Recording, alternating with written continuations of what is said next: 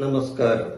എല്ലാവർക്കും ഈശ്വരാനുഗ്രഹം കിട്ടട്ടെ എന്ന് പ്രാർത്ഥിച്ചുകൊണ്ട് എല്ലാവരെയും ഞാൻ ഈ വീഡിയോയിലേക്ക് സ്വാഗതം ചെയ്യുന്നു.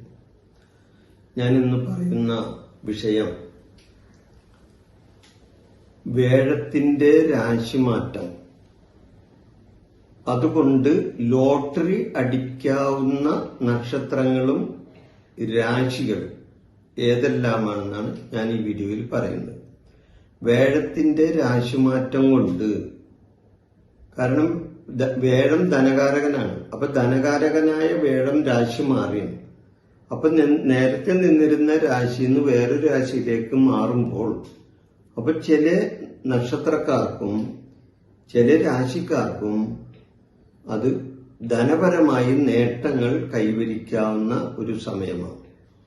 അതുകൊണ്ടാണ് ഈ വേഴത്തിന്റെ രാശിമാറ്റം മൂലം ലോട്ടറി അടിക്കാവുന്ന നക്ഷത്രങ്ങൾ അല്ലെങ്കിൽ രാശികൾ എന്ന് ഞാൻ പറയുന്നത്. അപ്പോ വേഴം എന്നാണ് രാശി മാറുന്നത്?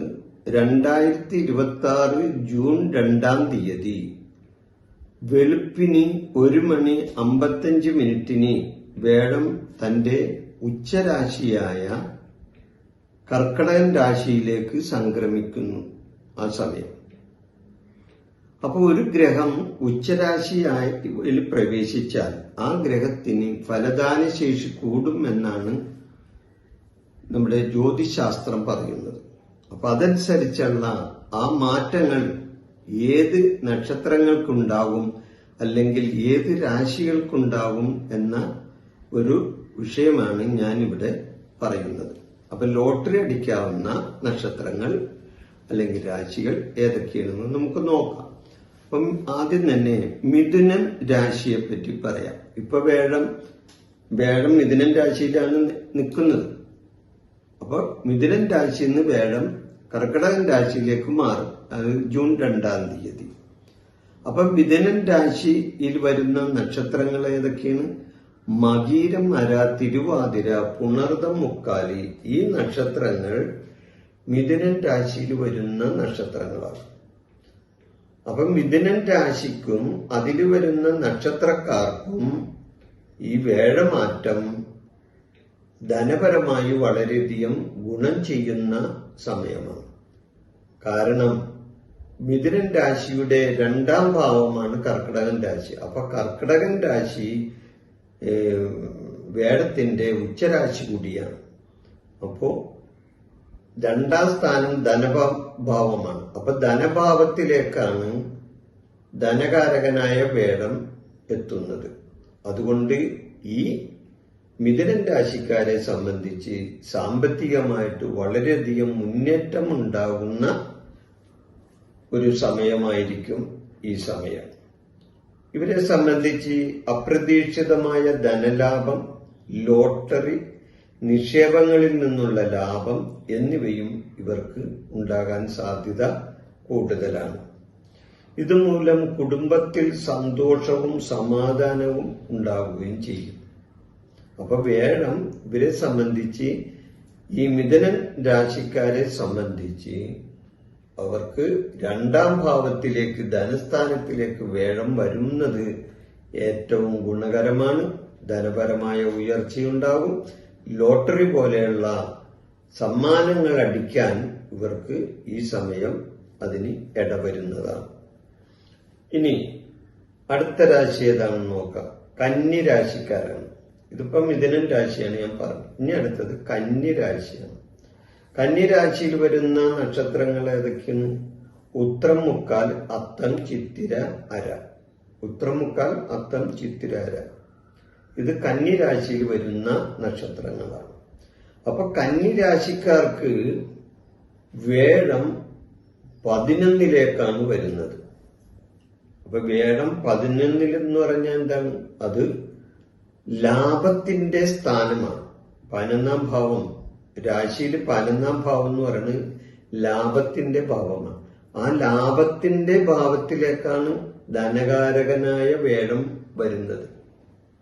മനസ്സിലായ?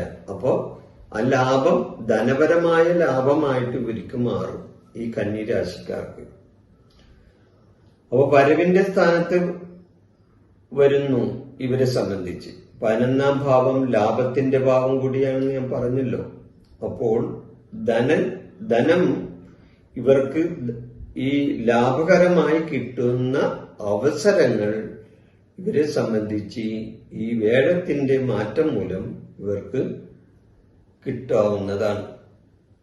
അപ്പോൾ ധനകാരകനായ വേഴം ലാഭത്തിന്റെ സ്ഥാനത്ത് നിൽക്കുന്നത് കൊണ്ടാണ് ഇവർക്ക് ഇങ്ങനെ സംഭവിക്കുന്നത്. സാമ്പത്തികമായി ലാഭം കൂടുതൽ ഉണ്ടാകുന്ന സമയമാണ് ഈ സമയം, ഈ വേഴത്തിന്റെ രാശിമാറ്റം മൂലം സംഭവിക്കുന്നത്. ഇവർക്ക് കിട്ടാതെ കിടന്നിരുന്ന കിട്ടാക്കടങ്ങൾ വരെ അല്ലെങ്കിൽ കിട്ടാപ്പണം വരെ ഇവർക്ക് കിട്ടാൻ സാധ്യത ഈ വേഴത്തിന്റെ രാശിമാറ്റം മൂലം ഉണ്ടാകാൻ ഇടയുണ്ട്. ധനപരമായി ദീർഘകാലമായി ഇവര് ആഗ്രഹിച്ചിരുന്ന പല കാര്യങ്ങളും ഇവർക്ക് ആ ആഗ്രഹങ്ങൾ നേടിയെടുക്കാൻ ഈ സമയം ഈ വേഴത്തിന്റെ രാശിമാറ്റം മൂലം അതിനും അവസരങ്ങൾ ഉണ്ടാകുന്നതാണ്. ഇനി കന്നിരാശി കഴിഞ്ഞ പിന്നെ വൃശ്ചികൻ രാശിയാണ്. വൃശ്ചികൻ രാശിയിൽ വരുന്ന നക്ഷത്രം ഏതൊക്കെയാണ്? വിശാഖം, കാലി, അനിഴം, തൃക്കേട്ട. ഇത് വൃശ്ചിക രാശിയിൽ വരുന്ന നക്ഷത്രങ്ങളാണ്. ഇവർക്ക് വേഴം 9-ാം ഭാവത്തിലേക്കാണ് വരുന്നത്. അതായത് കർക്കിടക രാശിയിൽ നിൽക്കുന്ന വേഴം ഇവരെ സംബന്ധിച്ച് അവരുടെ 9-ാം ഭാവത്തിലാണ് നിൽക്കുന്നത്. ഈ 9 എന്ന് പറയുന്നത് എന്താണ്? അത് ഭാഗ്യസ്ഥാനമാണ്. 9 ഭാഗ്യസ്ഥാനമാണ്. ഉത്തമമായ ഭാഗ്യ നേട്ടങ്ങൾ ഇവർക്ക് ഇതുകൊണ്ടുണ്ടാകും. ഭാഗ്യപുഷ്ടി ഉണ്ടാകും. തടസ്സപ്പെട്ട് കിടക്കുന്ന പല ഭാഗ്യാനുഭവങ്ങളുടെയും തടസ്സങ്ങൾ ഇവർക്ക് മാറിക്കിട്ടും ഈ വേഴത്തിന്റെ രാശിമാറ്റം. ലോട്ടറിയിൽ ഇതേവരെ ഭാഗ്യം തെളിയാത്തവർക്ക് പോലും ചിലപ്പോൾ ടിക്കറ്റിന് പ്രൈസ് അടിക്കാൻ അവസരം വരാം. കാരണം ഭാഗ്യസ്ഥാനത്താണ് ഈ നക്ഷത്രക്കാരുടെയും ഈ രാശിക്കാരുടെയും ഭാഗ്യസ്ഥാനത്താണ് ധനകാരകനായ വേഴം നിൽക്കുന്നത്. അപ്പോ ധനത്തിന്റെ ഭാഗ്യം, അത് ലോട്ടറി വഴിക്കോ അല്ലെങ്കിൽ വേറെ ഏതെങ്കിലും വഴിക്കോ ഒക്കെ ധനത്തിന്റെ ഭാഗ്യം ഇവരിൽ വന്നു ചേരുന്ന ഒരു സമയം ഈ വേഴത്തിന്റെ രാശിമാറ്റം മൂലം ഇവർക്കുണ്ടാവും. വേഴത്തിന്റെ ഈ രാശിമാറ്റം പല ബെമ്പർ ടിക്കറ്റുകൾ വേഴത്തിന്റെ രാശിമാറ്റം മൂലം പല ലോട്ടറി ബെമ്പർ ടിക്കറ്റുകളും ഇവർക്ക് അടിക്കാൻ സാധ്യത ഉണ്ട് എന്ന് പറയാം. അപ്പോൾ ഈ നക്ഷത്രക്കാർക്ക് അടിക്കാനുള്ള, അതായത് ലോട്ടറി അടിക്കാനുള്ള സാഹചര്യങ്ങൾ വേഴത്തിന്റെ രാശിമാറ്റം മൂലം ഉണ്ടായെന്ന് വരും. തീർച്ചയായിട്ടും നിങ്ങൾക്ക് ഈ നക്ഷത്രക്കാർക്ക് ഇങ്ങനെയുള്ള ഭാഗ്യ അനുഭവങ്ങൾ ഉണ്ടാകുന്നതിന് വേണ്ടി ഒരു ഭാഗ്യ പരീക്ഷണം നടത്തുന്നത് നല്ലതായിരിക്കും. അങ്ങനെ നടത്തിയാൽ ചിലപ്പോൾ ഒരു പക്ഷേ നിങ്ങൾ ഭാഗ്യവാന്മാരായി മാറും എന്നാണ് എനിക്ക് പറയാനുള്ളത്. ഈ വിഷയം ഞാനിവിടെ അവസാനിപ്പിക്കുന്നു. നന്ദി, നമസ്കാരം.